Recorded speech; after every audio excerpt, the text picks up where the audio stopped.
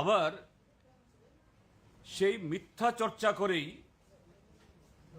পুনরায় আরেকটা নির্বাচনে দাঁড়ানোর জন্য তারা সে রাস্তা তৈরি করছে। আমি বলবো এই রিপোর্ট কার্ড এটা বিজেপির জন্য রিগ্রেট কার্ড হবে, রিগ্রেট কার্ড। এখানে অনেক বলা হয়েছে, সবটা বলবো না, আমি শুধু কয়েকটা বিষয় এখানে বলছি। দেখুন 9 নম্বরে প্রত্যেক বিধানসভা কেন্দ্রের এক সিমনা থেকে শুরু করে 60 কাঞ্চনপুরের জন্য বিধানসভা কেন্দ্র ভিত্তিক তারা এই করেছেন সেই করেছেন তথ্য দিয়েছেন। বাস্তবে জায়গায় গিয়ে কোনোটা তারা স্টিক করতে পারবেন না। যেমন একটা আমি বলছি এখানে, যেমন বলছে জল জীবন মিশনে বাড়ি বাড়ি পাইপলাইনে পানীয় জলের সংযোগ। হ্যাঁ, কিছু ঠিকাদারকে পয়সা পাইয়ে দেওয়ার জন্য পাইপলাইন কিছু হয়েছে, কিন্তু জল নেই। যার প্রমাণ হলো প্রতিদিন রাজ্যের বিভিন্ন জায়গাতে আমাদের মা বোনেরা খালি কলসি নিয়ে রাস্তা রুখু করতে, রাস্তায় নামতে বাধ্য হচ্ছেন, কি শহরে, কি গ্রামে, কি সমতলে, কি পাহাড়ে। আরেকটা বলেছে তাদের মূল প্রস্তাবনায়, প্রত্যেক পৃষ্ঠায় আছে এগুলি, প্রত্যেক বিধানসভা কেন্দ্রের তথ্য দেওয়ার ক্ষেত্রে বলেছে প্রধানমন্ত্রী গ্রাম সড়ক যোজনায় 660 কিলোমিটারের বেশি সড়ক তৈরি করা হয়েছে। কোথায়? আপনারা অনেকেই জেলাতে, মহকুমাতে রিপোর্ট কভার করে যান এবং সামনে নির্বাচন এসছে, যাবেন। আপনাদের বিভিন্ন হাউজের প্রতিনিধিরা আছে, একটা খবর নিন। বামফ্রন্ট সরকারের সময়েতে যে রাস্তা করে এসেছিল এগুলো আর এক টুকরা ইট পাথর পড়েনি, এক গ্রাম আর সেখানে কোনো ওই বিটুমিন পড়েনি, সব ভেঙে চুরে চৌচির হয়ে আছে, আর নতুন কোথাও নেই। কিন্তু বলে দিচ্ছে এটা হলো ত্রিপুরাজ্যের মানুষের প্রতি কতটুকু অশ্রদ্ধা, যে না মিথ্যা দিয়ে এসছি, আবার মিথ্যা দিয়ে পার পাওয়ার জন্য আরেকটা মিথ্যা বলবো। কিন্তু আমরা বলেছি সেদিন 21 তারিখে যে আমাদের জনসভা আস্তাবল থেকে বলেছি, যদি হিম্মত থাকে, রাজনৈতিক নৈতিকতা থাকে, সৎ সাহস থাকে, 2018 ইংরাজির বিধানসভা নির্বাচনে 299টা প্রতিশ্রুতি দিয়েছিল, একটা একটা করে কোন প্রতিশ্রুতির কি হাল হয়েছে, কি করেছে বিজেপি, সে রিপোর্ট কার্ড প্রকাশ করুক। কাজে ওই সমস্তের ধারে কাছে না গিয়ে কতগুলো আগের স্কিমের নতুন নাম দিয়ে 2-4টা নতুন স্কিম ঘোষণা করে এই ত্রিপুরা যে মানুষকে বিভ্রান্ত করা যাবে না। কাজেই এগুলোই আজকে আমরা বলতে এসেছি যে আমরা শুধু আজকেই এই সাংবাদিক সম্মেলন থেকে তাদের এই মিথ্যা রিপোর্ট কার্ড, যা তাদের রিগ্রেট কার্ড হবে, এ সম্পর্কে বলার জন্য আসিনি।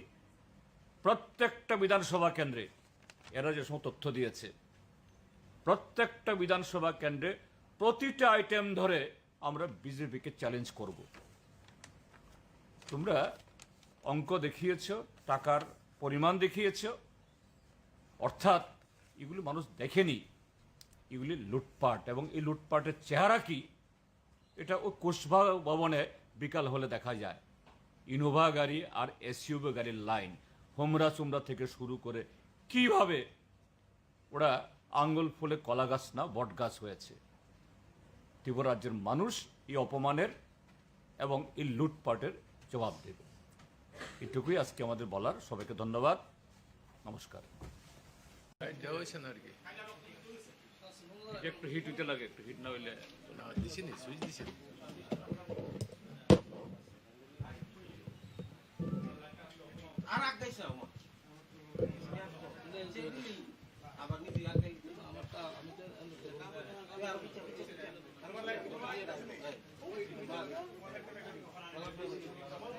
ঠিক আছে।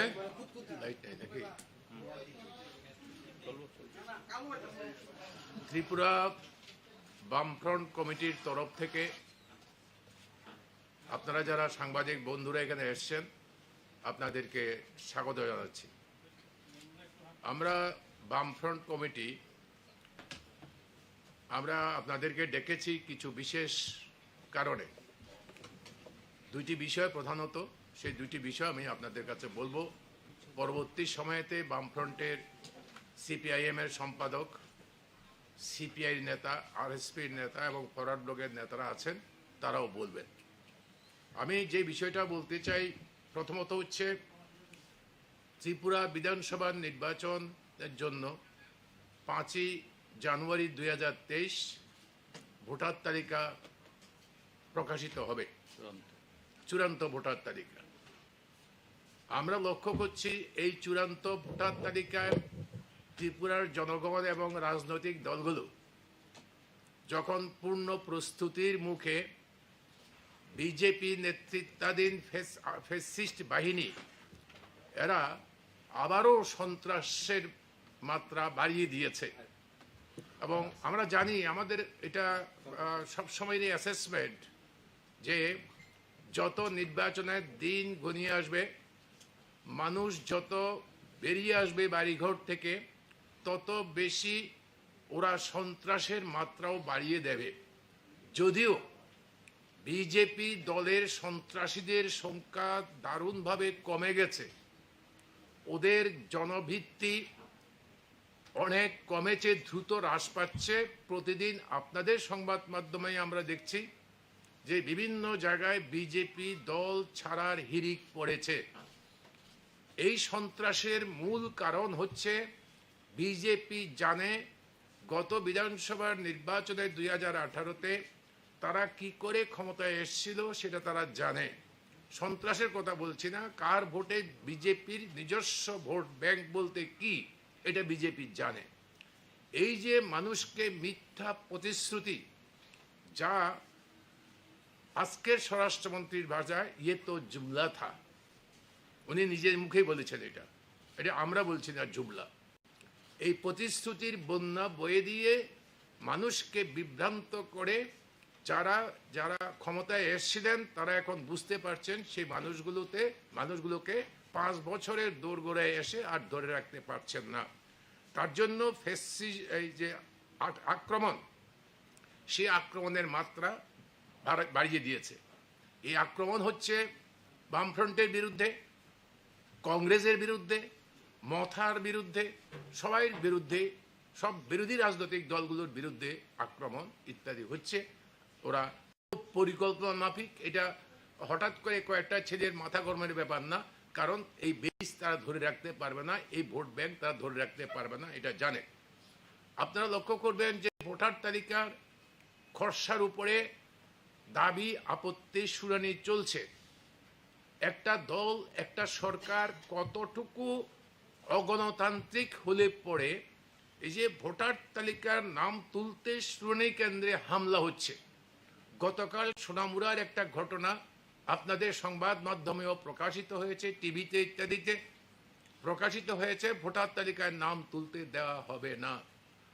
আমরা আপনাদের মাধ্যমে ত্রিপুরারবাসীকে একথা বলতে চাই, ভোটের রিগিং করার যে পরিকল্পনা, জোট চুরি করবার জন্য যে পরিকল্পনা, সেই পরিকল্পনা শুরু করেছে। নির্বাচন কর্তৃপক্ষের কাছে আমাদের আবেদন, আমাদের নিবেদন, আমরা বামফ্রন্ট ওনার কাছ থেকে ফেভারিজম চাই না। যা সত্যিকারের সেই ঘটনা বলুন। আপনার কর্মচারীরা যারা বিএলএ আছে, মৃত ভোটারদের তালিকা থেকে তাদেরকে বাদ দিচ্ছে না। বিএলওরা প্রত্যেক বুথে বিএলএ আছে, ওদের বিএলও আছে। সেই বিএলওরা ওদেরকে বাধ্য করছে বিজেপির কর্মীরা মৃত ভোটারদের বা স্থানান্তরিত অ্যাবসেন্টি ভোটার এখন চলে গেছে অন্য কোনো এলাকাতে, বা বিবাহের কারণে ইত্যাদি নানাবিধ কারণে ওর স্থানান্তর ঘটে গেছে, ওর নাম এখানে ডিলিট হওয়ার কথা, যেখানে সে আছে সেখানে অন্তর্ভুক্তি হওয়ার কথা, এটা দিচ্ছে না। নতুন ভোটার যারা আবেদন করেছিল সোনামুড়ার এর ক্ষেত্রে দেখেছেন আপনারা, তাদের আপনার আধার কার্ড দেওয়ার পরেও তাদেরকে তাদের কাগজপত্র মানে আপনার এই শুনানি কেন্দ্রে ঢুকে পুলিশের উপস্থিতিতে কাগজপত্র ছিঁড়ে ফেলেছে। নির্বাচন অথরিটির কর্তৃপক্ষের এখনো কোনো এই ব্যাপারে কোনো ভূমিকা দেখা যায়নি। শুধু এই ভোটার তালিকা এইগুলো করছে তা নয়, ভোটার তালিকায় এইভাবে 2 নম্বরই করার কাজ আরম্ভ হয়েছে। আমি যে বলছিলাম ফ্যাসিস্ট সুলভ সন্ত্রাস, এই ফ্যাসিস্ট সুলভ সন্ত্রাস থেকে এখন অবধি দেখা যাচ্ছে যে শুধুমাত্র বিরোধী রাজনৈতিক দলগুলো বা বামফ্রন্টের নেতা কর্মীরা নয়, এমনকি মহিলারা দারুণভাবে আক্রান্ত। আপনাদের সংবাদ মাধ্যমে আপনারা বিবেচনা করুন, ত্রিপুরার এমন কোনো দিন যাচ্ছে না যেই দিন মা বোনরা এমন স্কুলের ছাত্রছাত্রী থেকে 60-এর ঊর্ধ্ব বয়সের মায়েরা বোনেরা পর্যন্ত এদের হাতে নির্যাতিতা, লাঞ্ছিতা, গণধর্ষিতা হচ্ছেন। প্রতিনিয়ত মহিলাদের উপরে আক্রমণ বেড়ে যাচ্ছে। এটা শুধু আমাদের উপরে হচ্ছে না, এমনকি বিজেপি দলের মহিলা কর্মী সাংবাদিকদের সামনে বলে যাচ্ছে আমার ঘর ভেঙে দিয়েছে, আমার ইজ্জত লুটে নিয়েছে। এরকম অবস্থা আমাদের এখানে দাঁড়িয়েছে। সংবাদ মাধ্যমের কর্মীরা আপনারা জানেন যে আপনাদের স্বাধীনতা বলতে সংবাদ মাধ্যম গণতন্ত্রের 4র্থ স্তম্ভ, যা বুক ফুলিয়ে দাবি করেন আপনাদের কোথায় নিয়ে ঠেকেছে, কজনকে উপরে আক্রমণ হয়েছে এবং চ্যানেলগুলোর এখন কি অবস্থা, এবং বিজ্ঞাপনের নীতি কয়েকটি পত্রিকাতে দেখা যাচ্ছে প্রতিদিন সুশাসনের বিজ্ঞাপন বাকিরা কেউ পাচ্ছে না, ইত্যাদি ঘটনাগুলো ঘটছে। মানে আমার বক্তব্য হচ্ছে সংবাদ মাধ্যম এরা পর্যন্ত আক্রান্ত। এইটাই হচ্ছে ওদের সুশাসনের নমুনা। সবচেয়ে গুরুত্বপূর্ণ বিষয় হচ্ছে বামফ্রন্ট খুব উদ্বেগের সঙ্গে লক্ষ্য করছে যে ত্রিপুরার মানুষের নৈতিক এবং সামাজিক অধঃপতনের দিকে নিয়ে যাওয়ার জন্য বিজেপি সংকল্পবদ্ধ। আপনারা জানেন যে সরকার আসার পরে ওদের বলেছিল নেশামুক্ত ত্রিপুরা, আর এখন নেশায় ভরপুর ত্রিপুরা। আমার কথা না, আজকের যিনি এই সময়ে যিনি মুখ্যমন্ত্রী নতুন দায়িত্ব পেয়েছেন ডক্টর মানিক সাহা, উনি নিজে বলেছেন নেশাযুক্ত ত্রিপুরা হয়ে গেছে, করিডোর হয়েছে। তো উনি নিজের পার্টিকুলার এই শব্দ নেশাযুক্ত ত্রিপুরা হয়ে গেছে এবং ত্রিপুরা করিডোর হিসেবে ব্যবহার হচ্ছে। শুধু উত্তর পূর্বাঞ্চলে নয়, অন্য জায়গাতেও এইখান থেকেই এখান দিয়ে নেশা সামগ্রী যাচ্ছে। বলেছেন হলো এনইসির মিটিং এ, হ্যাঁ, যেখানে আরো 7টা রাজ্যের মুখ্যমন্ত্রী আছেন, সেখানে বলছেন Tripura has become the corridor of the drug. আমার বক্তব্য হচ্ছে এই যে ঘটনাগুলো ঘটছে, আমাদের আগামী প্রজন্ম, আজকে যারা স্কুল কলেজে ছেলে মেয়েরা পড়ছেন, এদের সামাজিক নৈতিক অধঃপতন, আপনি ড্রাগ এডিক্টেড হলে পরে কি হয় আপনারা যা বুঝতে পারবেন যে এরকম অবস্থায় নিয়ে যাচ্ছে। এবং আরো বলছেন মানে সন্ত্রাসের অপর নাম বিজেপি, এটা মানে অবচেতন মনে সত্য কথা চলে আসছে। এখন ধরুন এই যে সুশাসনের নামে কোটি কোটি টাকার বিজ্ঞাপন দিচ্ছেন ওনার ছবি সহ আরো কিছু কতিপয় মন্ত্রী নেতা ইত্যাদি, বিজেপি কার টাকা? আমাদের ট্যাক্সের টাকা প্রতিদিন, মানে কোনো নিয়ন্ত্রণ নেই জনজীবনে যে সমস্ত নিত্য প্রয়োজন সামগ্রী এগুলোর উপরে, এগুলোর থেকে টাকা স্কুইজ করে নিয়ে এই প্রচার, এখন সুশাসনের প্রচার, এটাই হচ্ছে বিজেপি সুশাসনের নমুনা। এইরকম একটি অবস্থার মধ্যে আমরা বামফ্রন্ট কমিটি মনে করি যে গণতন্ত্র পুনরুদ্ধার এবং আইনের শাসন ফিরিয়ে আনা, ব্যক্তি স্বাধীনতা ও নাগরিকদের মৌলিক অধিকার রক্ষার যে সংগ্রাম, এই সংগ্রাম খুবই গুরুত্বপূর্ণ এবং এই সংগ্রামকে আমরা প্রত্যেকটি রাজনৈতিক দল, যারা ধর্মনিরপেক্ষ গণতান্ত্রিক দল আছেন, সংগঠন আছেন, এমনকি ব্যক্তি বিশেষের কাছে আমাদের আবেদন, আসুন একসাথে মিলে ঐক্যবদ্ধভাবে এই শক্তিকে যদি প্রতিহত করা না যায়, আগামী নির্বাচনে যদি তাদেরকে পরাজিত করা না যায়, ত্রিপুরার মানুষের ভোটাধিকার নিশ্চিত করা না যায়, যার যার ভোট তার পছন্দ মতো প্রার্থীকেই দিক, কিন্তু তার ভোটাধিকার হরণ করছে, এটা নিশ্চিত করা না যায়, তাইলে পরে ত্রিপুরা দ্রুত একটা জঙ্গলের শাসন এখনই কায়েম হয়েছে, এটা আরো ভীষণভাবে খারাপ অবস্থায় ডুবে যাবে। বিজেপি এটা ভালো করেই বুঝতে পারছে যে শুধুমাত্র সন্ত্রাস দিয়ে মানুষকে আটকে রাখতে পারবে না। আপনারাও লক্ষ্য করছেন এই সন্ত্রাসের অবস্থার মধ্যে দাঁড়িয়ে মানুষ বেরিয়ে আসছে এবং প্রতিরোধের জন্য এগিয়ে আসছে। কিছু জায়গায় প্রতিরোধের মুখোমুখি হয়তো হয়েছে বিজেপিকে।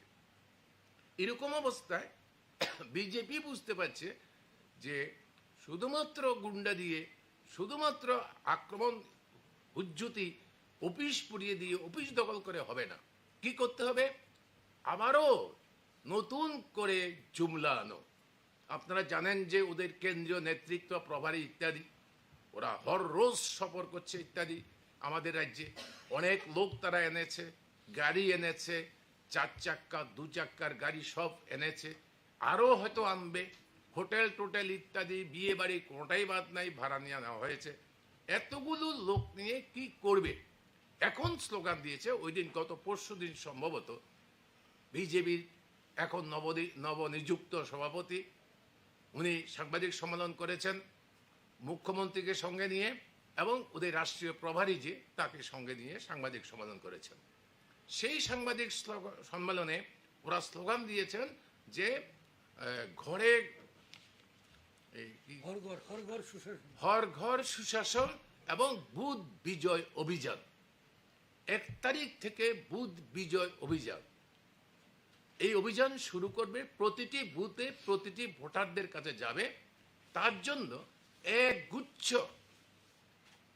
একটা মিথ্যাকে ঢাকবার জন্য 100টা মিথ্যার আশ্রয় ওরা নিয়েছে। এই কাগজ সম্ভবত আপনারা পেয়ে থাকবেন। বিজেপি সরকারের 2018 থেকে 22 তার পারফরমেন্স রিপোর্ট, একটা হচ্ছে সাধারণভাবে সারা রাজ্যে, আর একটা হচ্ছে বিধানসভা ভিত্তিক তার পারফরমেন্স রিপোর্ট, যাকে রিপোর্ট কার্ড বলা যেতে পারে। এটা নিয়ে মানুষের ভারী ভারী যাচ্ছেন। কি আছে তাতে? আবারও মানুষকে প্রতারণা করা ছাড়া আর কিচ্ছু না। আবারও মানুষকে আরেকটা ধান্দার মধ্যে পেলে বিজেপি ভোট বৈতরণী পার করবার জন্য চেষ্টা করছে। এখানে দেখবেন তাতে বলা আছে যে আগরতলা বিমানবন্দরের কথা, আধুনিক বিমানবন্দর, আন্তর্জাতিক বিমানবন্দর ওরা তৈরি করেছে।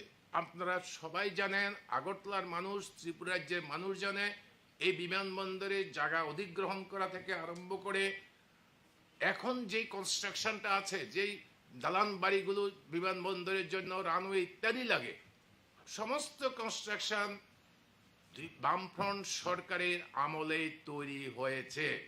হ্যাঁ, এটা ঠিক যে বামফ্রন্ট সরকার এটা উদ্বোধন করে যেতে পারেনি, তার আগেই বামফ্রন্ট 18 নির্বাচনে পরাজিত হয়েছে, এবং পরে ওরা এসে উদ্বোধন করেছে এবং মহারাজার মূর্তি বসিয়েছে। আমাদের কোনো আপত্তি নেই, মহারাজার মূর্তি বসিয়েছে, উদ্বোধন করেছে। আর এখন এখানে কৃতিত্ব নিতে চাইছেন কটা আন্তর্জাতিক বিমানে আপ ডাউন করে, তারপরে কটা বিমান আসা যাওয়া করে। এটা হচ্ছে তাদের প্রথম বিষয়। রেল এই গভর্নমেন্ট আসার পরে 18 সালের পরে কোন সাংবাদিক বন্ধু কি বলতে পারবেন আমাদের 1 ইঞ্চি রেল লাইন বেড়েছে? 1 ইঞ্চি রেল লাইন বাড়েনি। আগে যে রেল লাইন ছিল সেই রেল লাইন, যদিও এটা রাজ্য সরকারের কোনো কাজ না, এই রেল লাইনটাকে এখন কি করছে, ওইখানে আগে দিল্লি যাওয়ার জন্য একটা রাজধানী এক্সপ্রেস ছিল, ওটা ছিল কয়েকদিন, ওটার ভিতরে আরেকটা ঢুকিয়েছে, এইভাবে ঢুকে আরো কয়েকটা ট্রেন, হ্যাঁ, আরো কয়েকটা প্রাইভেট ট্রেন পর্যন্ত এখানে ঢুকিয়ে দিয়েছে। দক্ষিণ ত্রিপুরা আগরতলা থেকে সাবরুম পর্যন্ত আপনারা জানেন ড্যামো ট্রেন এখনো চলছে, ওখানে অন্য কোনো ট্রেন নেই, ড্যামো ট্রেন, ছোট বগি। তার সুবিধার কথা আপনারা জানেন, আমার হাতে এই সময় নেই এটা বলবার জন্য। আমি আপনাদের কাছে উল্লেখ করতে চাই, আপনাদের চোখের সামনে আগরতলা আখাউড়া রেলওয়ে যে প্রকল্প, যেটা ওই রেলওয়ে আমাদের এখানে আগরতলা রেলওয়ে স্টেশন থেকে আখাউড়া গেছে, এটার কাজ কবে শুরু হয়েছে, অধিগ্রহণ কবে হয়েছে? আজকে অবধি কেন এই রেল লাইন শেষ হলো না এবং হবে না? কারণ বাংলাদেশে এখনো কাজ অনেক বাকি, এমনকি তার ফরমেশনও নাকি হয়নি আমাদের কাছে যতটুকু খবর। আর এখানে ওরা বলে দিল যে কত রেল লাইন সম্প্রসারণ করেছে, এই 15 কিলোমিটার এই রেল লাইনের দৈর্ঘ্য। আমি যেটা বললাম আখাউড়া থেকে আগরতলা এর দূরত্ব 15 কিলোমিটার। এই 15 কিলোমিটারের মধ্যে 1 কিলোমিটার রাস্তারও ওরা শেষ করতে পারেনি।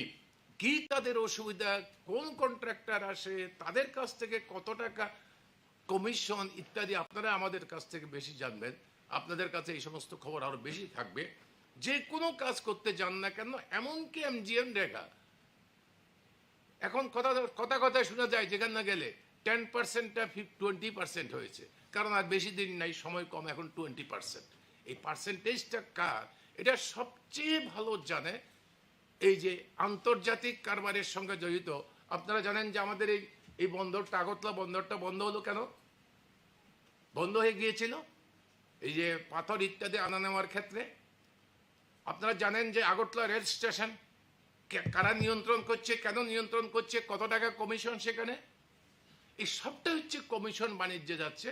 আর দেখা যাচ্ছে যে বলছে কি ত্রিপুরা এই দিক থেকে আন্তর্জাতিকভাবে এটা এখন সমৃদ্ধ হয়ে উঠছে। এই যে আন্তর্জাতিক যোগাযোগ বাড়ানোর জন্য বামফ্রন্ট যেটা করেছিল সাবরুমে মৈত্রী সেতু, আপনারাই বলুন, আপনারা তো এখানে শুধু থাকেন না, আপনাদের লোক তো আছে, সাবরুমেও আপনাদের লোক আছে। আপনারাই বলুন এই মৈত্রী সেতু কবে তৈরি হয়েছিল? রংটা পর্যন্ত করেনি। এখন বলা হচ্ছে মৈত্রী সেতু ওরা করেছে, এবং মৈত্রী সেতু করেনি, সাবরুমকে আন্তর্জাতিক বাণিজ্যের এন্ট্রি পয়েন্ট ধরে নিয়ে এসিজেট করবে। কি ঘটনা ঘটেছে? এই যে এসিজেট করবার জন্য আপনার বামফ্রন্ট সরকারের সময়তে এখানে রেল স্টেশন সংলগ্ন একটা জায়গায় যথেষ্ট পরিমাণ জায়গা অধিগ্রহণ করে রাখা হয়েছিল এসিজেট প্রকল্পের জন্য। কারণ এসিজেট না হোক, সেটা অন্তত ব্যবসা বাণিজ্যের কেন্দ্র হিসাবে উত্তর পূর্বাঞ্চল এবং অন্যান্য দেশে যদি বহিরাজ্যে মালপত্র আনা নেওয়ার ক্ষেত্রে এটা একটা সুবিধাজনক জায়গা, কাজে এখানে করা হয়েছিল। আর এখন বলা হচ্ছে এসিজেট নাকি হয়ে গেছে। কি করেছে 5 বছরে, 5.5 বছরের মধ্যে? যেটা বামফ্রন্ট সরকার অধিগ্রহণ করা রেখেছিল, এখানে একটা ইটু আর পড়েনি, নতুন করে আরেকটা জায়গা দেখেছে। এবং আপনাদের জানবার জন্য বলছি, ওই জায়গা অধিগ্রহণ পর্যন্ত এখন অবধি হয়নি। কাহা তো কোন জায়গায় কতটুকু যেতে পারে মিথ্যা কথা ওদের এসিজেট প্রকল্পের, আপনারা শুধু এটা অনুমান করুন। গত পরশুদিন সম্ভবত আমাদের মাননীয় মুখ্যমন্ত্রী এখানে আগরতলা টাউন হল না রবীন্দ্র ভবন, আমি ঠিক জানি না, আপনি চাকরি মেলা করেছে। এই চাকরি মেলাতে কি হয়েছে, কি তাদের প্রতিশ্রুতি ছিল? ওদের প্রতিশ্রুতি ছিল প্রথম বছরে 50,000 শূন্য পদ পূরণ করা হবে, এবং ধাপে ধাপে প্রতি বছর সেটা 7 লক্ষ 7.5 লক্ষ যাবে। এই হচ্ছে তাদের প্রতিশ্রুতি ছিল নির্বাচক মণ্ডলীর কাছে, ভীষণ ডকুমেন্ট। এবং মাননীয় প্রধানমন্ত্রী, তৎকালীন বিজেপি সভাপতি, তৎকালীন সময়তে দেশের অর্থমন্ত্রী থেকে আরম্ভ করে এক গাদা, এবং আমাদের পার্শ্ববর্তী রাজ্যের মুখ্যমন্ত্রী, উনি তো এত এত এত মানে মিথ্যা কথা বলতে ওইটা বলতে ওনার সহজাত। কারণ ওনার কোনো দলেরও ঠিক নেই, মতেরও ঠিক নেই, মিথ্যারও ঠিক নেই। উনি কখন কোন দলে যাবেন, বিজেপি কোনদিন যদি বিপদে পড়ে, উনি বিজেপি ওকে ধরে রাখতে পারবে না। দেখবেন ইডি সিবিআই কি করবে ওকে। যাই হোক, আমার ওটা ইস্যু না। আমার ইস্যু হচ্ছে এই মিথ্যা কথা বলে বলে 50,000 চাকরি, এখন তো আর 1 বছর না, এখন তো বেশ কয়েক বছর পার হয়ে গেছে। কি হয়েছে এই 50,000 চাকরির? ওই দিন কি করেছে, 686 জনের অফার বিলি করেছে। কারা তারা? টেট, প্রধানত টেট উত্তীর্ণ বেকার ছেলেমেয়েরা। এবং লক্ষ্য করা যাচ্ছে তার মধ্যে যারা পেয়েছেন এই 686 জন ডাইন হার্নেসকে যে চাকরি পাওয়া লোক আছে, ছেলে মেয়েও আছে তার মধ্যে, যেটা চাকরি মেলার অপেক্ষা করে না, কারণ এটা স্বাভাবিক প্রক্রিয়া। এবং লক্ষ্য করবেন আজকে খবরের কাগজে বেরিয়েছে যারা অফ ক্যাম্পাস স্পেশাল বিইডি আপনার যে ডিগ্রিটা যারা নিয়েছিল, বিএড ডিগ্রিটা যারা নিয়েছিল, এমনকি তাদের ঘরেও চাকরি, তাদেরকে নাকি চাকরি দেওয়া হয়েছে, যেটা সম্পূর্ণ বেআইনি। আরো কয়েক বছর আগে আগরতলা মাননীয় হাইকোর্ট এটা এই যে special campus of campus special যে এটাকে তারা মান্যতা দেয়নি, অথচ এই সরকার তাদেরকে সহ দিয়েছে, যেটা সম্পূর্ণ বেআইনি। আরেকটা মামলার মধ্যে এই অফারগুলো ঝুলবে। তো আমার যেটা বক্তব্য যে ত্রিপুরায় বিজেপি চাকরির অফার নিয়ে এবং এই ছেলে মেয়েদের নিয়ে বিরাট প্রলোভন, এবং আপনারা জানেন যে ছেলে মেয়েদের মধ্যে উত্তাল, কারণ আমাদের রাজ্যে শিল্প কলকারখানা কিচ্ছু নেই, সবটাই এই সরকারি চাকরির উপরে নির্ভর করে।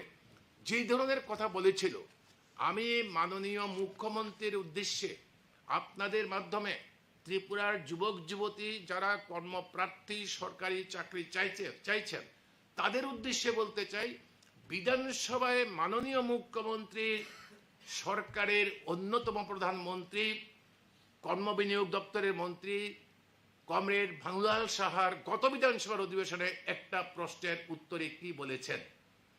উনি বলেছেন 1-1-13 মানে লাস্ট বামফ্রন্ট সরকার থেকে 1-1-17 কর্মচারীর সংখ্যা কত বলেন? 1-1-13-তে ছিল 1,05,066 জন 66, আর 1-1-17 হচ্ছে 1,17,122। এই সময়ের মধ্যে অবসরে গেছে 16,046 জন 46, 16,046 জন। এবং বামফ্রন্ট সরকারের এগুলো যদি যোগ বিয়োগ করেন আপনিই বুঝতে পারবেন যে বামফ্রন্ট সরকারের মন্ত্রীর দেওয়া তথ্যে 5 বছরের চাকরি হয়েছে, রেগুলার চাকরির কথা বলছি, 27,378 জনের। তার মানে হচ্ছে প্রতি বছরে গড়ে 12 দিয়ে ভাগ করলে আপনিই পাবেন 5,476 জন। এটা সরকারের দেওয়া তথ্য, আমার তথ্য না। এবং এই সময়ের মধ্যে বিজেপি আইপিএফটি জোটের সরকারের সময়তে কর্মচারীর সংখ্যা, অনিয়মিত কর্মচারীর সংখ্যা কত এখন? 12,018 চাকরি পেয়েছে অনিয়মিত, প্রায় 20,000-এর মতো, আমি সবটা বলতে অনেক সময় লাগবে, 20,000-এর মতো ওদের দেওয়া তথ্যে শিক্ষক এবং কর্মচারী কমে গেছে। এর মধ্যে শিক্ষকের সংখ্যা সবচেয়ে বেশি, তার কারণও আছে যে 10,330 ছিল, ওরাও আছে। বিজেপি সরকারের আমলে শুধুমাত্র শিক্ষকের মধ্যে 16,500 জন ওদের দেওয়া তথ্যে কমে গেছে। আমি এই কথাটা বললাম কেন? এখন আপনি 686 জনের অফার দিচ্ছেন, বা তারও আগে আপনারা জানেন যে সবগুলো খালি, আমি ওইসব জায়গায় যাচ্ছি না, হাসপাতাল খালি, তহসিল অফিস খালি, কৃষি দপ্তরে খালি, সবখানে শূন্য পদ, কিন্তু এখানে চাকরি হচ্ছে না। তো এইভাবে যদি আপনি একটার পর একটা দেখেন, এই যে তাদের তাদের রিপোর্ট কার্ড, এই রিপোর্ট কার্ডে যা বলেছে, এটা কি বলবেন? আমি পরে দুটি বিষয় বলবো, এখন ভাতার কথা বলছি। বামফ্রন্ট সরকার ওরাই বলেছে, ওদের উত্তরের কথা বলছি, বিধানসভার দেওয়া তথ্য 4,22,000 বামফ্রন্ট সরকারের আমলে, শেষ অবধি 4,22,000 আপনার বিভিন্ন ধরনের বার্ধক্য ভাতা থেকে আরম্ভ করে কিছু আছে সেন্ট্রাল গভর্নমেন্টের অংশ, স্টেট গভর্নমেন্টের অংশ, কিছু আছে বেশিরভাগ স্টেট গভর্নমেন্টে, সব মিলিয়ে সংখ্যা ছিল 22,400। এখন কত? এই সরকারের মন্ত্রী বলছেন 3,18,415। বাকিটা কই গেল? বাকিদের বাতিল করে দিয়েছে। কেউ মরে গেলে ভাতা দিতে হবে, কারোর আর্থিক অবস্থার উন্নতি ঘটলে পরে তাকে আপনি ভাতা দিতে হবে। আমাদের বক্তব্য তা নয়, তাদের বাদ দিন, স্কুটনি করে তাদের বাদ দিন আপনি। তো এই 5 বছরের মধ্যে যারা 60 বছর হয়েছে, এই 5 বছরের মধ্যে যে ছেলেমেয়েরা আপনি শারীরিকভাবে অক্ষম হয়েছেন, বা বিভিন্ন বিধবা যে ভাতা ছিল, বা আমাদের শ্রমিকদের কল্যাণে যে ভাতা ছিল, সব মিলিয়ে কোথায় গেল তারা? এখন ওনারা দাবি করছে, একদিন দেখলাম আপনাদের খবরের কাগজের মাধ্যমে ছাড়া আমাদের জানবার উপায় নেই, 33,000-এর নাকি তারা নতুন দিয়েছে। তো 33,000 নতুন দিলে বাকিগুলো কোথায় গেল? বাতিল করে দিয়েছে। এই যে রিপোর্ট কার্ডে বলা হচ্ছে কি, রিপোর্ট কার্ডে বলা হচ্ছে 2,000 টাকা 3,18,415 জনকে দিচ্ছে। আমি চ্যালেঞ্জ করে বলছি, একদম মিথ্যারও একটা সীমা থাকা উচিত। একমাত্র কেন্দ্রীয় প্রকল্প যেহেতু সামাজিক ভাতার, একমাত্র সেইখানে যারা বেনিফিশিয়ারি তারা 2,000 টাকা এখন অবধি পাচ্ছেন বলে আমরা খবর পাচ্ছি, অন্য কেউ না, অন্য কেউ পাননি। এমনকি কারোর 3 মাস 4 মাসের ভাতা বাকি রয়েছে। আর এখন বলা হচ্ছে তুমি তোমার আধার কার্ড, বয়সের সার্টিফিকেট কোথায় পাবে? স্কুল সার্টিফিকেট যার বয়স 70, 80, 90 বছর। আপনারা অনুমান করুন তো, আমাদের কোন উপজাতি গ্রামে কি উপজাতি গ্রামের মধ্যে তারা যারা বয়স্ক লোক তারা কতটুকু লেখাপড়া করেছে, যারা স্কুল সার্টিফিকেট জোগাড় করতে পারবে, যারা প্রমাণ করতে পারবে যে আমার এই বয়স। যাই হোক, এইভাবে হয়রানি করছে, নামগুলো বাতিল করে দিয়ে একদম মানুষকে চূড়ান্ত এই থাপ্পাবাজির মধ্যে ওদেরকে দিয়ে যাচ্ছে। ওদের ঘোষণা ছিল, এই ঘোষণা তো করেনি, 4 বছর টাকাগুলো খেয়েছে, মেরেছে, আর 4 বছর পরে এসে 5 বছরের সময় কয়েক মাস আগে বলছে আমরা 2,000 টাকা দিলাম। তাহলে 370 কোথায় মজুরি? এরকম বিভিন্ন প্রশ্ন আছে, আমি সেগুলো যাচ্ছি না। প্রধানমন্ত্রী আবাস যোজনা কি বলা হচ্ছে জানেন? 2,35,104টি পরিবারকে ওরা ঘর দিয়েছে, পাকা বাড়ি দিয়েছে। আপনারা সকলে জানেন, আমরাও একাধিকবার বলেছি, 2011 সালে তখন ত্রিপুরায় বামফ্রন্টের সরকার, ভারত সরকার সার্ভে করে, সোশ্য ইকোনমিক সার্ভে। এই সার্ভের মাধ্যমে কাদের বাড়িতে টিভি আছে, টিনের ঘর আছে, ইত্যাদি ইত্যাদি, আমরাও অনেক তখন প্রতিবাদ ইত্যাদি করেছি সরকারের কাছে, এইভাবে কি লিস্ট হয়? যাই হোক, সরকারের কর্মচারীরা একটা লিস্ট তৈরি করেছে, কারা কারা তৎকালীন ভারত সরকারের নিয়ম অনুসারে ঘর পাওয়া উপযুক্ত, এর একটা লিস্ট তৈরি হয়েছে। সেই লিস্ট পঞ্চায়েতে গেছে, পাবলিকলি হিয়ারিং হয়েছে, সেই লিস্ট দিল্লিতে গেছে, সেই লিস্ট ত্রিপুরার শহর এবং গ্রামের সমস্ত ঘর প্রাপকদের সংখ্যা, নাম এবং তাদের পেছনে একটা সিরিয়াল নাম্বার সহ যুক্ত হয়েছে। সেই ঘরগুলো আপনার বামফ্রন্টের সরকার শেষ হওয়ার পরে 4 বছর কিছু করলো না। গত স্বশাসিত নয়, আপনার স্থানীয় স্বায়ত্তশাসিত যে সংস্থাগুলো, আগরতলা মিউনিসিপ্যালিটি ইত্যাদি, এই ইলেকশনের আগে একবার এবং এখন এসে আবার বলছে যে আমরা অত টাকা দিয়েছি, অত জনের ঘর দিয়েছি। একটা ধাপ্পাবাজির তো একটা সীমা থাকা দরকার। কি হচ্ছে এখানে? এখানে তোলা আদায়, আপনারা অবাক হয়ে যাবেন তোলা আদায় কিভাবে হচ্ছে। প্রথম কিস্তি দিলাম তো আমার মিটিংয়ে চলো, দ্বিতীয় কিস্তি দিলাম, প্রধানমন্ত্রী আসবে, দস্তখত করো, ডিএমরা দস্তখত করে নিয়েছে, প্রধানমন্ত্রীকে শুভেচ্ছা জানাচ্ছে, আশীর্বাদ করছেন, না তবু পাবে না, ওদের মিটিংয়ে যেতে হবে, না তৃতীয় কিস্তির টাকা পাবে না। বাধ্যবাধকতা করে সুবিধাভোগীর মিটিং, এই নামে মাননীয় মুখ্যমন্ত্রী অনেকগুলো মিটিং করেছেন, সুবিধাভোগীদের মিটিং। তো এটা তো উপায় নেই, রেগার শ্রমিকরা পর্যন্ত আসতে বাধ্য। আচ্ছা, আপনারা বলুন তো, ত্রিপুরার মানুষকে এত মূর্খ, এত বোকা বিশ্বাস করবে? জাতীয় বাজেটে রেগার টাকা কমিয়ে দিয়েছে, ত্রিপুরার বরাদ্দ কমেছে, ত্রিপুরায় রেগার কোনো কাজ হয়নি। ওই দিন দেখলাম, তাহলে এই যে সংখ্যাটা দিয়েছে রেগাতে, যে কাজ হয়েছে, আপনারা শুধু দেখুন যে ওদের তথ্যের কিরকম মানে দুর্নীতি করছে এটা আপনারা এই তথ্য দেখলেই আপনারা বুঝতে পারবেন এমজিএন রেগা প্রকল্পে নাকি তারা অনেক কোটি কোটি টাকার কাজ করেছে।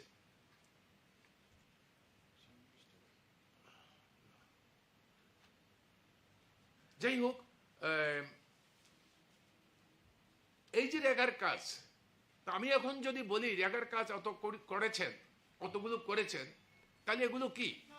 এরা অ্যাসেম্বলি টোটাল রাজ্যেরটা দেয়নি, অ্যাসেম্বলি ওয়াইজ হিসাব দিয়েছেন রেগার কত কাজ করেছেন। অত কাজ যদি করে থাকেন, শ্রমিক তো কাজ করেনি। কে কাজ করেছে? ডোজার। কে কাজ করেছে? কাগজপত্রে, মানে কাগজে পত্রে কাজ হয়েছে। আর ডজারে কিছু কাজ করেছে। ডজার মানে কি? কন্ট্রাক্টর। মানুষ তো কাজ পায়নি। আগরতলা শহরে আপনারা বসবাস করেন, আগরতলা শহরে টুয়েব প্রকল্পে কত ম্যান্ডেজের কাজ হয়েছে। যাই হোক, আমার বক্তব্য এইটা, এই যে দলিল, এই দলিল সম্পূর্ণ প্রতারণা। এখানে দুটি বিষয় আছে, দুটি বিষয় আপনাদের মাধ্যমে ত্রিপুরার মানুষের কাছে আমরা পরিষ্কার করতে চাই। সেটা হচ্ছে ধান ক্রয়।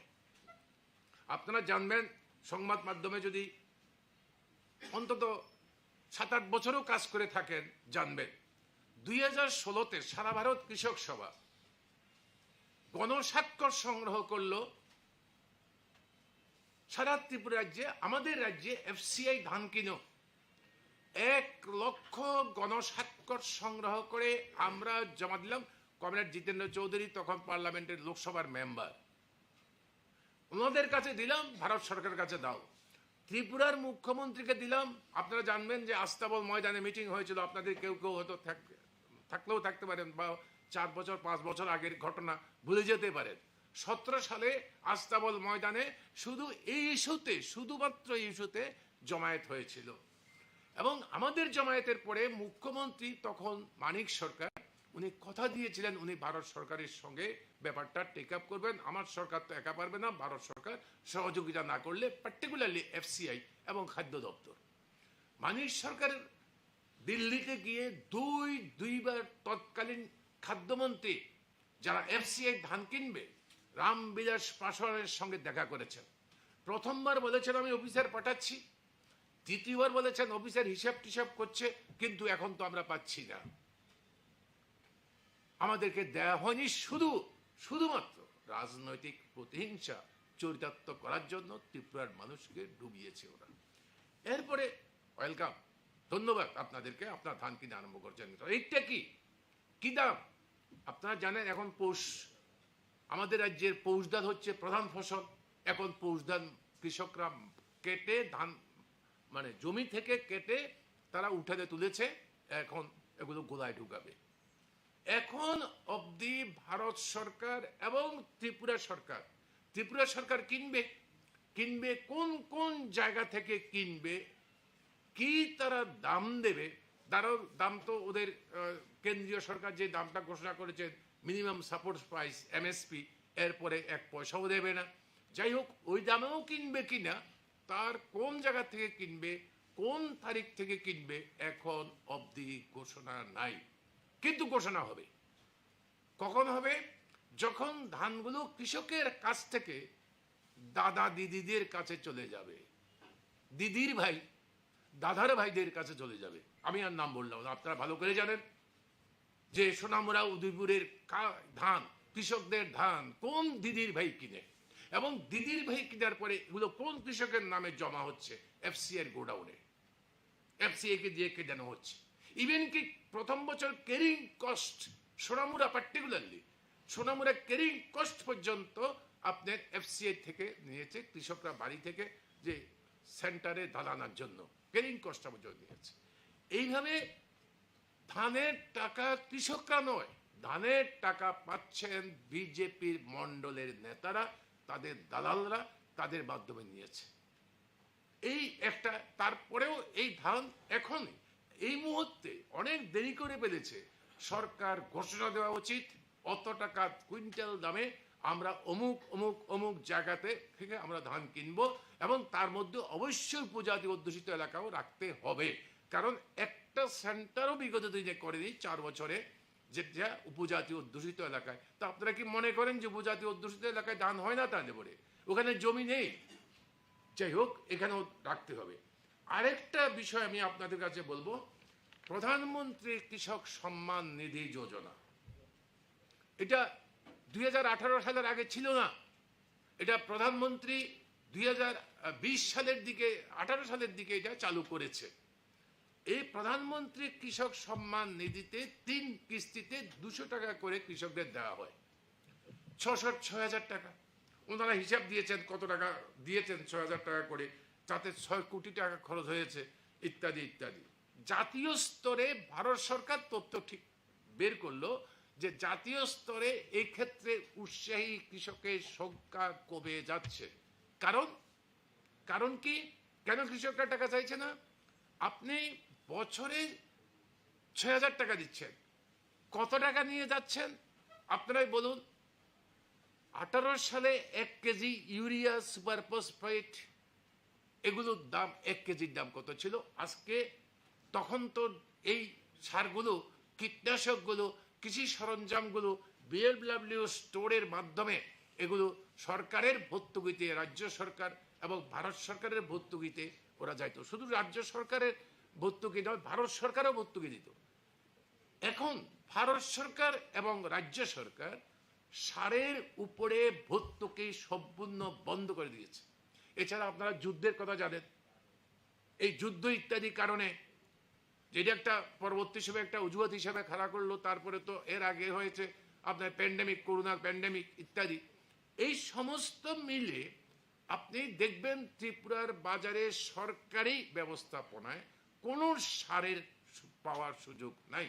কৃষকরা সার কিনছেন ব্যবসায়ীদের থেকে খোলা বাজার ধরে, তার মানে কয়েক গুণ ধরে। জল সম্পূর্ণ বন্ধ করে রেখেছে, কোনো সেচ প্রকল্প নাই। আমি এই কথাগুলো বললাম এই জন্য, আপনি 6,000 টাকা দিচ্ছেন একজন কৃষককে, তার জমি যাই হোক না কেন, আর আপনি নিয়ে যাচ্ছেন 60,000 টাকা এই কৃষকদের কাছ থেকে, তার চামড়া তুলে দিচ্ছেন, আর এখন দাবি করছেন ত্রিপুরার আপনার রিপোর্ট কার্ডে এই যে অবস্থাগুলো করেছে। যাই হোক, আমি খুব সংক্ষেপে, খুব তাড়াতাড়ি করে, কারণ আমাদের বন্ধুরা ওরা বলবেন, তো আমি এই কথাগুলো বললাম। কিন্তু এই রিপোর্ট কার্ড আমি আপনাদের মাধ্যমে ত্রিপুরার নাগরিকদের কাছে অনুরোধ করব, আপনাদেরকে অনুরোধ করব যে এই রিপোর্ট কার্ডে মিথ্যার যে জালিয়াতির যে আরেকটা ধাপ্পার মধ্যে ত্রিপুরার নাগরিকদের নিয়ে যাচ্ছে, এই ধাপ্পাকে মানুষ তাদের চরিত্র প্রস্ফুটিত হোক, তার জন্য আমরাও আরো আপনাদের কাছে যাব এবং আপনাদের মাধ্যমে একটা একটা ধরে ধরে আমরা এগুলোর ন্যাংটা করে ছাড়বো বিজেপি দল এবং তার সরকারকে, যে কতটুকু মিথ্যায় যেতে পারে ওরা, এরা কিভাবে মানুষকে প্রতারিত করতে পারে, ঝুবলা দিতে পারে, এটা আমরা একটা একটা ধরে ধরে করব।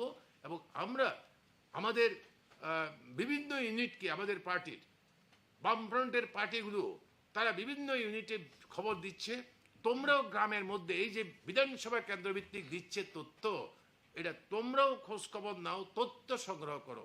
আমি আপনাদের কাছে আবেদন করব, আপনারা সাংবাদিক, আপনারা আমাদের থেকে বেশি তথ্য সংগ্রহ করতে পারেন। দয়া করে আপনাদের সংবাদ মাধ্যমেও এই সরকারের মিথ্যা প্রতিশ্রুতির ফানুস এগুলো ছিঁড়ে চুরমার করে দিন, সত্যটা উদ্ঘাটিত করুন।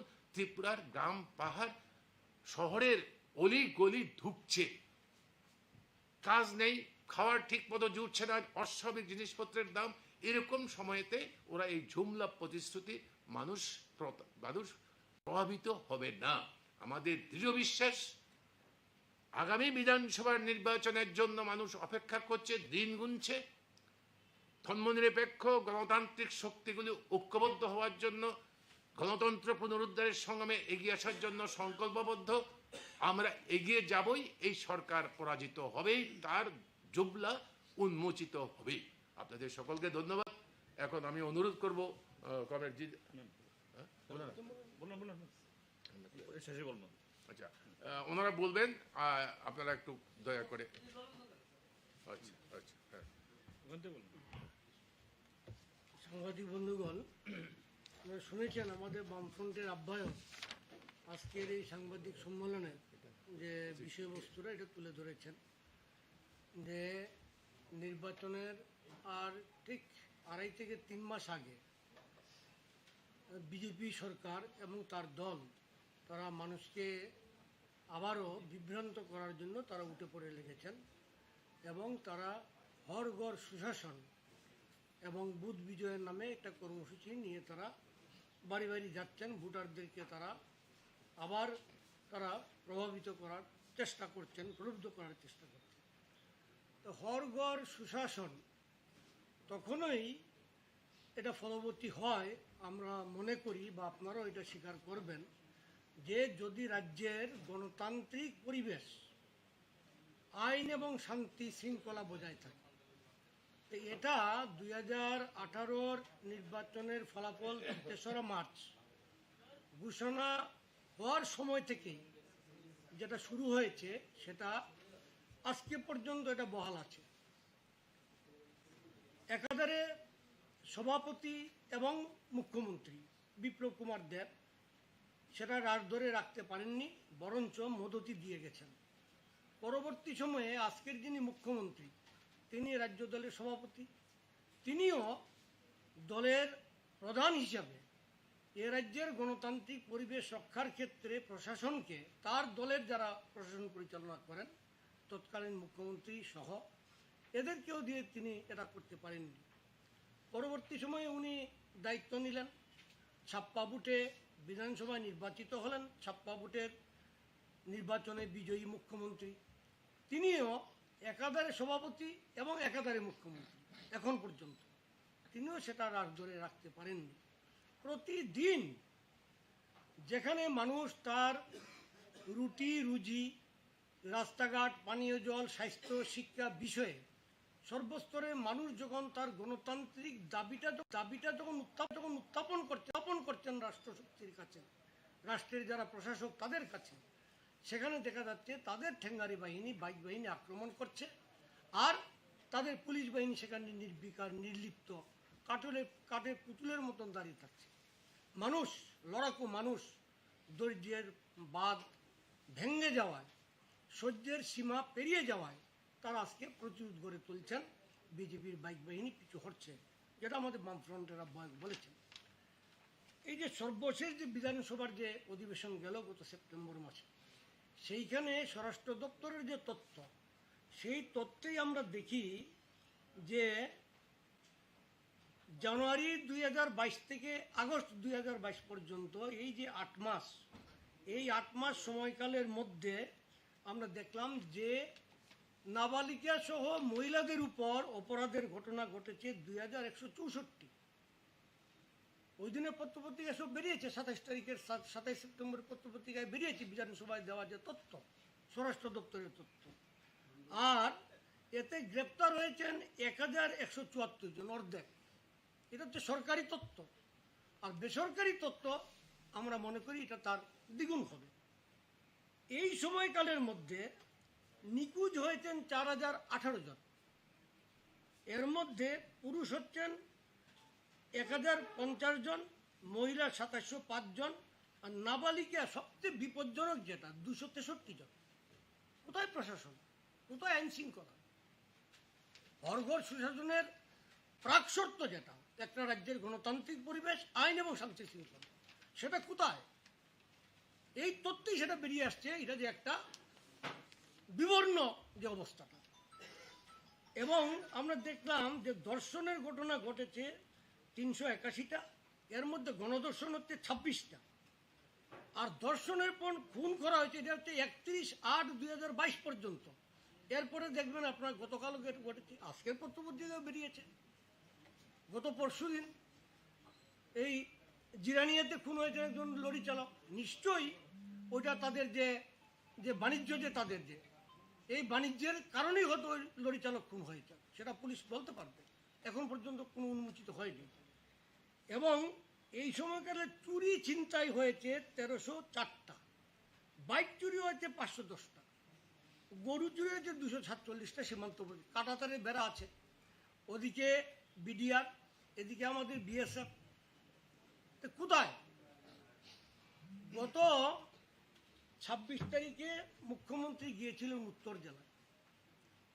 উত্তর জেলা এবং ধলাই জেলায় তিনটি জায়গাতে, কমলপুর খোয়াই রাস্তায়, কদমতলা এবং চুরাইবাড়ি রাস্তায় এবং আমবাসার একটা স্থানে মহিলারা কলস বালতি নিয়ে রাস্তা অবরোধ করেছেন। কিসের জন্য? চাকুরির জন্য নয়, বাড়িঘরের জন্য নয়, পানীয় জলের দাবিতে। ইদানিং আমরা দেখছি যে খুব তড়িঘড়ি রাস্তাঘাটে কিছু বিটুমিন প্রলেপ দেওয়া হচ্ছে। এই রাস্তার দিয়ে আপনারা এখন যান, এই সামনে এই হরিগঙ্গা বসাক রুট ক্রস করে এই যে গেল 4-5 দিন আগে সেখানে বিটুমিন দেওয়া হয়েছে। এমনই কাজ হয়েছে, উঠে যাচ্ছে, কংক্রিটগুলো উঠে যাচ্ছে। 8 মাস আগে এই যে আগে যে ছিল ওয়ালমার্ট, এখানে সামনে একটা তার যে হাইড্রেনের যে পাইপ সেটা লিক হয়ে জল পড়ছে। আজকে 6-7 মাস ধরে আমরা প্রতিদিন দেখছি। তো এই স্মার্ট সিটির যারা ধারক বাহক, যারা প্রচার করে বের, যারা বটতলাতে অগণতান্ত্রিকভাবে এই কিছু ছোট দোকানদারকে উচ্ছেদ করে দিলেন বুলডোজার দিয়ে, কি না স্মার্ট সিটির নাম করে, শহরের সৌন্দর্যের নাম করে। এদিকে কোথায় তাদের ভুক্ষেপ? কোনো লক্ষ্যই নেই এতে। আজকে দেখা যাচ্ছে যে রাস্তাঘাট থেকে শুরু করে পানীয় জল, স্কুলে শিক্ষক, এই সমস্ত কিছু দাবিতে আজকে যখন মানুষ সারা রাজ্যে তাদের গণতান্ত্রিক আন্দোলন করে তারা সংগঠিত করছেন, সেখানে আজকে দেখা যায় তাদের বাইক বাহিনী আক্রমণ করছে। আর আমাদের যে রাষ্ট্র প্রশাসন, পুলিশ আজকে নির্বিকার, সাধারণ প্রশাসন আজকে নির্বিকার। এই হচ্ছে সুশাসনের নমুনা। আর তারা আজকে দেখেছেন আমাদের বামফ্রন্টের আহ্বায়ক তাদের ক্রেডিট কার্ডে কিছু বিষয় উল্লেখ করেছেন, আপনাদের কাছে হয়তো সেইটা কপি আপনারা পেয়েছেন। অর্থাৎ মানুষকে তাদের অপশাসনকে ডেকে রাখার জন্য, আবার যেন তেন প্রকারেণ আবার রাজ্যের ক্ষমতায় আসার জন্য তারা মানুষকে আবার একটা জুমলার আশ্রয় তারা নিয়ে এই অপপ্রচার তারা শুরু করেছেন। তা আমরা বামফ্রন্টের পক্ষে আপনাদের মাধ্যমে রাজ্যের জনগণকে আমরা আবারও সতর্ক করে দিতে চাচ্ছি, তাদের কাছে বিনীত আবেদন জানাচ্ছি, তাদের এই যে জুমলা প্রচার, এই যে বিভ্রান্তিমূলক প্রচার, এইগুলাতে তাদের তারা বিভ্রান্ত না হন, না হয়ে এই যে 5 বছরের যে অভিজ্ঞতা, এই অভিজ্ঞতার নিরিখেই রাজ্যে গণতন্ত্র পুনঃপ্রতিষ্ঠার জন্য, গণতান্ত্রিক পরিবেশ বজায় রাখার জন্য, রুটি রুজির ব্যবস্থা কায়েম রাখার জন্য এই সরকারকে তারা একবারে তৃণমূল স্তর থেকেই তারা সংগঠিত হবেন, হয়ে নির্বাচনে তাদেরকে পরাস্ত করবেন। এটাই আমরা আপনাদের মাধ্যমে জনগণের কাছে আমরা জানাতে চাইছি।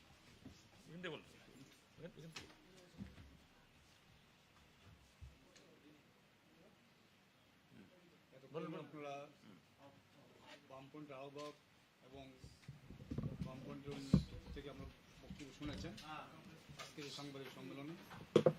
আমরা লক্ষ্য করেছি গত 2018 সালে বিজেপি আইপিএফ সরকার প্রতিষ্ঠিত হওয়ার সময় যে নির্বাচনী প্রতিশ্রুতি দিয়েছিল, প্রায় 1 গাদা নির্বাচনী প্রতিশ্রুতি দিয়েছিল, প্রায় 299টি।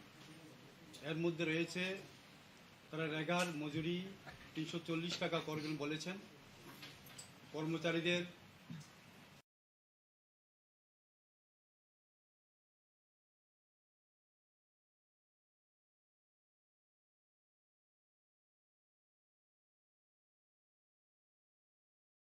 Zakmani tei khulumani yafaru chini party ni president boromganan sir bikeran kholle hambaya paru chini maharajani protinidhi shekhar sarkarno hambaya paru ও সুরমা বিধানসভা কেন্দ্রনি টিপ্রা মথা বদলনি ব্লক প্রেসিডেন্ট তাকু তুষার দেববর্মানো তেই বড় আচুকজাত চিনি মহিলা প্রেসিডেন্ট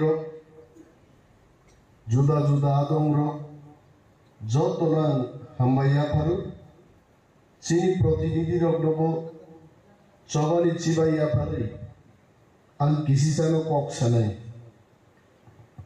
tinini mo pandani মূল উদ্দেশ্য সংখ্যা সুরমা ও পার্টিনি অবস্থা বাহাই যুদ্ধ খাইমানি আগে হাতিয়ার সেনার অবস্থা বাহাই ফিজিক্যাল ফিটনেস বাহাই কাইসা যাচাই খাইমানি বাগে তিনি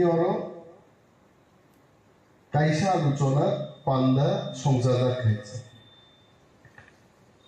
প্রথম নুগু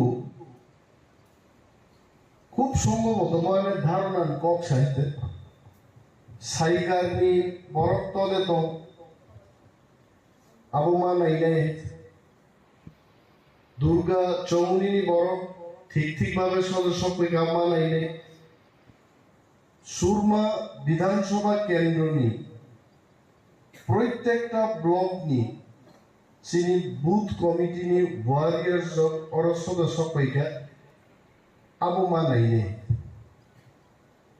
কিছু বড় বড় তঙ্গ কোনোভাবে ব্লক কমিটি বাইব যুক্ত হয়ে বুথ কমিটি বাইব যুক্ত হয়ে সাধারণ সমর্থক রূপ অরফাইকাইছে তিনি পান্দা হচ্ছেন নাইনা মুসুমানি যে চিনি বুথ লেভেল নি listed leaders rock block level নি ডিস্ট্রিক্ট লেভেল নি তাংভাং রক বরফ তিনি উপস্থিত নেন সাববাই ইলেকশন নি তেই ককলাম খাইনাই যারা পার্টি নি পদাধিকারী বরফ পয়সা जोंहा ককমা সালাইনি সুরমাও মুখা গত বিধানসভা ইলেকশনে অর্থাৎ বাই ইলেকশনে 2300 ভোটের ব্যবধানে টিপ্রা মোথা আমরা হেরে গেল 2300 ভোট যদি जों মাননাनै थांनांगो আমাদের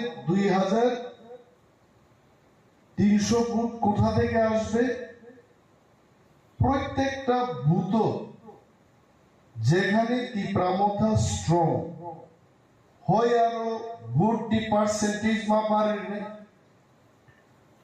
অনেক জায়গায় আমরা দেখেছি যে সমস্ত বুথ কেন্দ্রে টিপ্রা মোথা খুব স্ট্রং সেইখানে মাত্র 75 থেকে 78% লোক ভোট দিয়েছে সেইখানে যদি আমরা 95% মানুষকে ভোটার